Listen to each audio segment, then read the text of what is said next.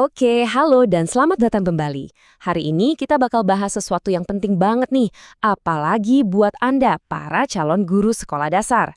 Kita akan ngobrolin gimana caranya mengubah pendidikan agama Islam atau PAI dari yang kesannya cuma doktrin, jadi sesuatu yang benar-benar hidup dan bisa ngebangun karakter siswa di zaman sekarang.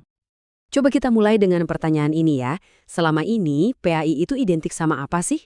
Apa cuma soal hafalan doa, cerita sejarah, dan tata cara ibadah aja? Kalau cuma itu, apa beneran cukup buat bekal anak-anak kita ngadepin dunia yang serba cepat ini? Nah, pertanyaan inilah yang jadi titik awal pembahasan kita. Di sini kelihatan banget kan bedanya. Di satu sisi ada PAI tradisional yang ya kita semua tahu lah. Gurunya yang banyak ngomong, materinya abstrak, dan yang penting hafal.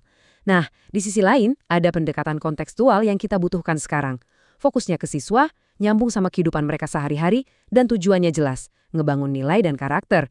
Ini bukan sekedar ganti cara ngajar loh, ini benar-benar ganti cara pandang. Biar lebih jelas, pembahasan kita kali ini bakal kita pecah jadi 5 bagian.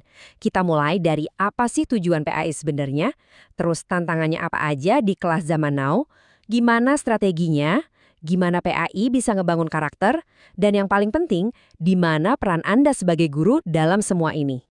Baik, kita masuk ke bagian pertama. Kita mulai dari dasarnya dulu ya. Sebelum kita ngomongin gimana cara ngajarnya, kita perlu paham betul. Kenapa sih PAI itu ada? Apa sebetulnya tujuan utamanya? Nah, kutipan ini pas banget. Jadi tujuan PAI itu pada dasarnya bukan buat nyatak orang yang jago teori agama. Bukan. Tapi untuk membentuk manusia seutuhnya. Manusia yang punya akhlak baik, peduli sama orang lain, dan punya rasa kemanusiaan yang tinggi. Inilah kenapanya.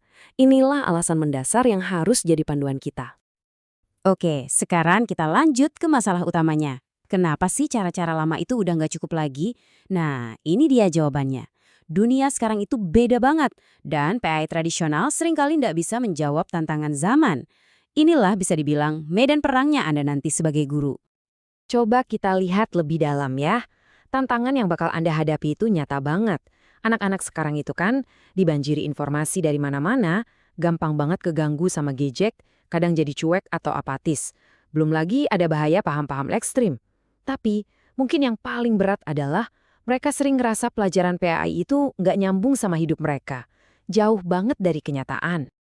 Terus gimana dong solusinya? Nah, di bagian ketiga ini kita akan bahas strategi-strategi praktis. Anggap aja ini semacam toolkit buat Anda, biar PAI di kelas jadi lebih hidup, lebih relevan, dan pastinya lebih menarik buat siswa. Ini dia, 3 langkah simpel yang bisa langsung Anda coba. Pertama, bikin materinya relevan, sambungin sama kehidupan mereka. Pakai contoh kasus, berita yang lagi viral, atau masalah-masalah yang dekat sama dunia mereka. Kedua, buka ruang diskusi. Jangan cuma ceramah satu arah. Ajak mereka buat nanya, kasih pendapat, bahkan kalau perlu berdebat secara sehat. Ketiga, manfaatkan teknologi, jangan malah dijauhi. Pakai itu buat riset bareng, buat bikin proyek, macam-macam deh. Sekarang, kita lihat gambaran besarnya. Semua strategi tadi itu sebenarnya ngarah kemana sih? Jawabannya, ke tujuan yang paling utama.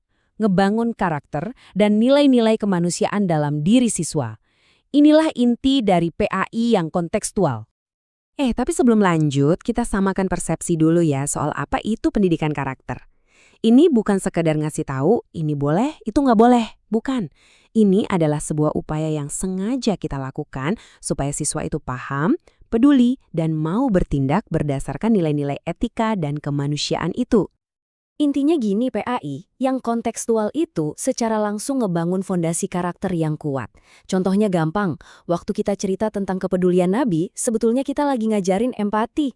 Waktu kita bahas soal pentingnya jadi orang yang bisa dipercaya atau amanah, kita lagi nanemin integritas. Dan waktu kita ngajak siswa mengagumi betapa beragamnya ciptaan Tuhan, ya kita lagi nyemai benih-benih toleransi. Nah, kita sampai di bagian terakhir. Dan bagian ini khusus buat Anda. Ini tentang peran Anda yang super penting dalam perubahan besar ini. Anggap aja ini semacam panggilan tugas untuk Anda. Jadi begini, Anda itu bukan cuma pengajar biasa loh, bukan sekedar instruktur yang tugasnya menyampaikan materi. Anda adalah, sebutannya keren banget nih, agen transformasi keislaman. Perannya jauh lebih besar. Anda adalah agen perubahan yang membawa nilai-nilai Islam yang positif yang jadi rahmat buat semua. Dan itu semua dimulai dari satu tempat, ya, ruang kelas Anda. Sebagai penutup, saya mau kasih satu pertanyaan buat Anda renungkan. Setelah kita bahas semua ini, kira-kira apa satu hal kecil pertama yang akan Anda lakukan? Perubahan pertama apa yang bakal Anda coba terapkan di kelas nanti untuk memulai peran sebagai agen transformasi? Jawabannya ada di tangan Anda, dan percayalah, perubahan besar selalu dimulai dari langkah pertama itu.